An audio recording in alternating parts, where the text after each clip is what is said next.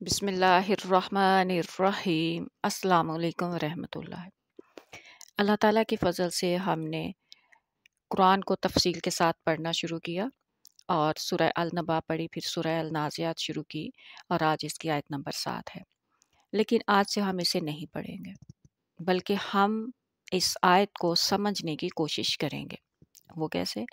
سب سے پہلے ہم اس کی تجوید کو سمجھیں گے، پھر اس کا لفظی ترجمہ پڑھیں گے اور اس کے بعد مشکل الفاظ کے معنی عربی لغت کے حوالے سے، عربوں نے جو اپنی لغت میں لکھے ہیں ان کے حوالے سے ہم اسے دیکھیں گے، سمجھنے کی کوشش کریں گے اور پھر انہی معنی کی روشنی میں اس کی تفسیر جو ہے وہ پڑھیں گے۔ اب تفسیر میں کیا کیا کانٹینٹ ہے اس آیت میں؟ قیامت کے حوالے سے اس کی تفسیر ہے، جب پہلا سور پھونکا جائے گا تو کیا ہوگا۔ پھر ہے غلبہ قرآن اور اسلام کے حوالے سے اس کی تفسیر ہے، اور اس کے بعد یوم کا جو لفظ ہے اس آیت میں، یوم کا جو لفظ استعمال ہوا ہے وہ ظرف کے طور پر بھی ہوا ہے۔ اب یہ ظرف کیا ہے، اس کے کیا معنی ہے، اس کی بھی تفصیل دیکھیں گے۔ الراجفہ، الراجفہ جو ہے یہ زلزلہ کے لیے استعمال ہوتا ہے۔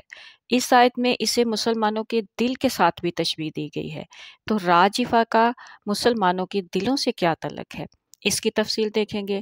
پھر آیت نمبر 2 سے لے کر آیت نمبر 6 تک کچھ پیش گوئیاں کی گئی ہیں، ان پیش گوئیوں کے ظاہر ہونے کے وقت کے بارے میں بات ہے۔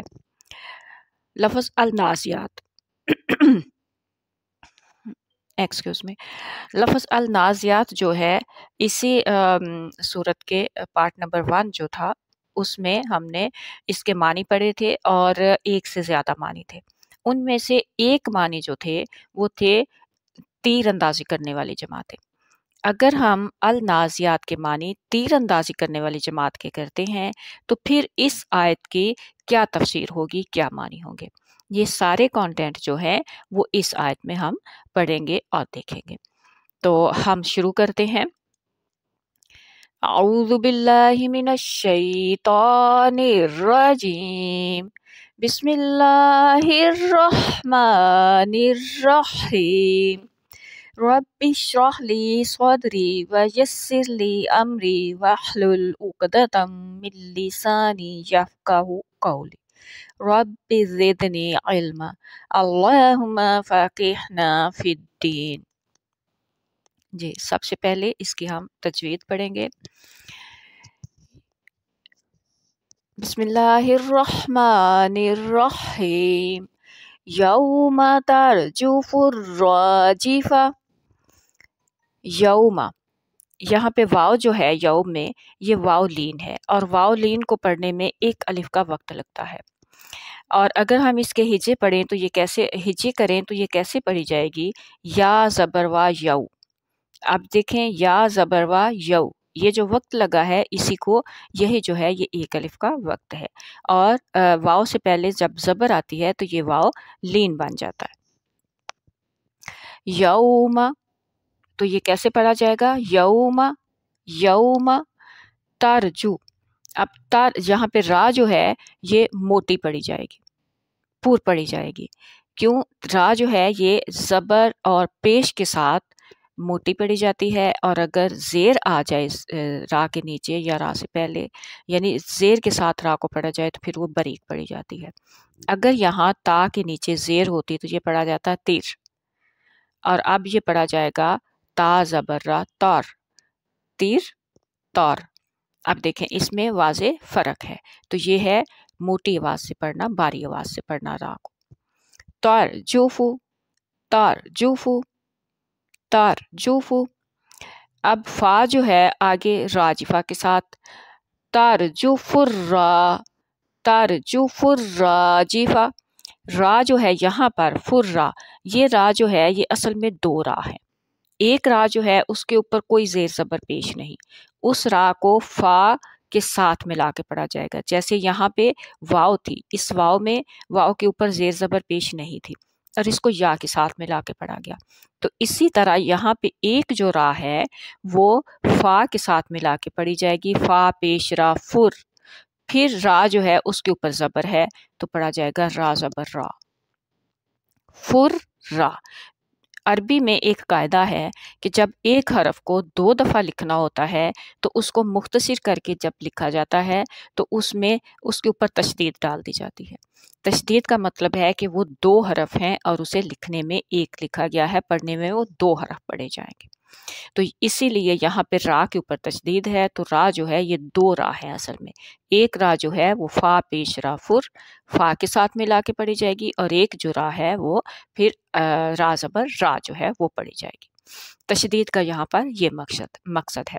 تو یہاں پہ را جو ہے وہ سختی سے پڑھی جائے گی۔ جب ہم 2 را پڑھیں گے، فر را، فا پیش را فر را، تو یہ خود بخود اس میں سختی آ جائے گی۔ آگے جیم ہے، جیم کے نیچے زیر ہے، اس میں کوئی وقت نہیں لگے گا اور یہ جلدی سے پڑھی جائے گی، فا بھی جلدی سے پڑھی جائے گی۔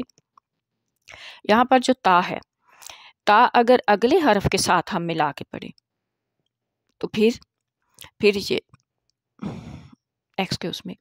پھر یہ تل یا تر یا جو بھی آگے حرف ہوگا اس کے ساتھ آئے گی۔ لیکن آگے یہاں آیت ختم ہو رہی ہے اور ہم یہیں پہ وقفہ کر رہے ہیں، ایک ہی آیت پڑھ رہے ہیں، تو پھر یہ تا نہیں پڑھی جائے گی، اس کے نقطے ختم ہو جائیں گے، پیش بھی ختم ہو جائے گی، تو یہ صرف ہا رہ جائے گی، تو پڑھا جائے گا الراجفہ۔ اب ہم اس کو تجوید پڑھتے ہیں پوری کو۔ یوم ترجف الراجفہ، یوم ترجف الراجفہ، یوم ترجف الراجفہ۔ دوبارہ سے ایک دفعہ پڑھتے ہیں۔ بسم اللہ الرحمن الرحیم، یوم ترجف الراجفہ۔ اب ہم اس کا ترجمہ دیکھتے ہیں، لفظی ترجمہ۔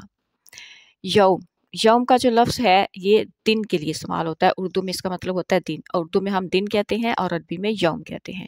یوم جس دن، ترجف ہلا دی جائے گی، ہلا ڈالے گی، الراجفہ ہلا ڈالنے والی، یعنی کہ وہ ہستی جس میں اتنی طاقت ہے کہ وہ ہلا دے، ٹھیک ہے، تو وہ اس کو ہلا دے گی۔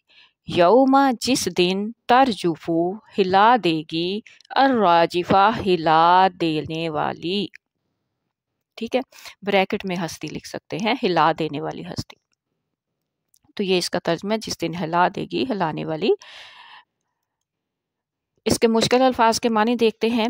یہاں پہ ہے ترجفو، ترجفو جو ہے اس کا مادہ ہے را جیم فا۔ مادہ کیا ہوتا ہے؟ مادہ وہ حرف ہوتا ہے جس سے ملا کے آگے حرف پڑے جاتے ہیں، اس کو روٹ ورڈ بھی کہتے ہیں۔ روٹ یعنی کہ اس کی جڑ، مادہ یعنی کہ جڑ، ایک جیسے درخت کی ایک کی جڑ ہوتی ہے اور اس سے پھر آگے اس کا تنا اور شاخیں اور پتے اور بہت کچھ۔ تو اسی طرح سے عربی میں جو زیادہ تر مادے ہیں، زیادہ تر جو مادے ہیں وہ 3 حرفوں سے مل کر بنتے ہیں، یعنی کہ 3 حرف ہوتے ہیں، اس سے پھر لفظ بنائے جاتے ہیں، اس کے آگے اور پیچھے حرف لگا کر لفظ بنائے جاتے ہیں۔ تو اس کا جو مادہ ہے، اس کا جو حرف ہے، اسے کہا جاتا ہے ثلاثی مجرد۔ اس کے 3 حرف جو ہیں را، جیم اور فا ہے۔ اس کے ساتھ جب تا لگا دیا جاتا ہے تو ترجفو۔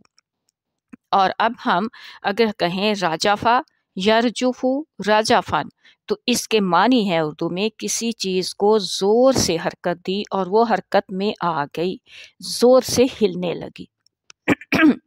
اور جب ہم راجافا کو اور لفظ کے ساتھ لگاتے ہیں، راجافل راجل، راجل کا مطلب عربی میں اردو میں ہوتا ہے آدمی، راجافر راجل، تو اس کے معنی ہوں گے اضطرابا شدیدہ، کانپنے لگا، یعنی کہ زور سے۔ شدید جو ہے اسی سے شدت کا لفظ نکلا ہے، اور اضطرابا، اضطراب آپ نے اردو میں پڑھا ہوگا۔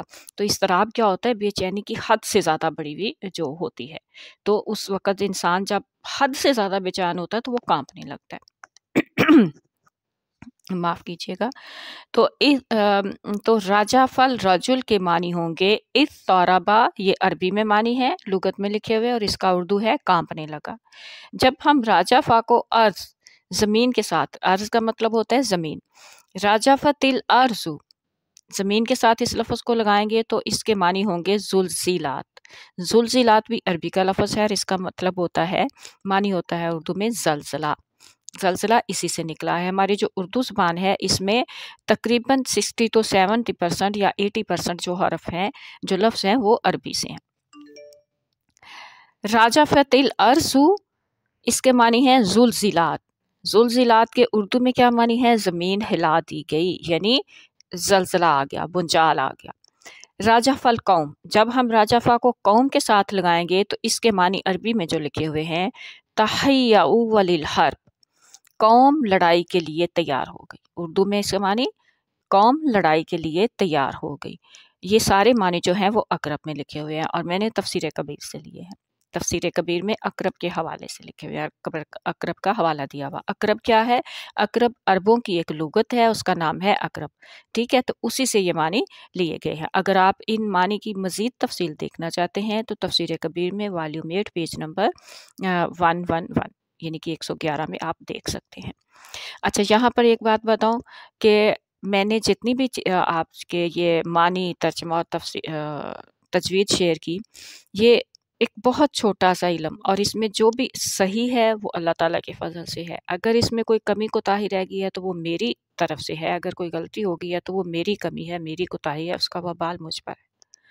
ठीक है, हर अच्छा काम अल्लाह ताला के फजल से होता है और हर एक कमी कोताही जो होती है वो हम इंसानों की तरफ से होती है।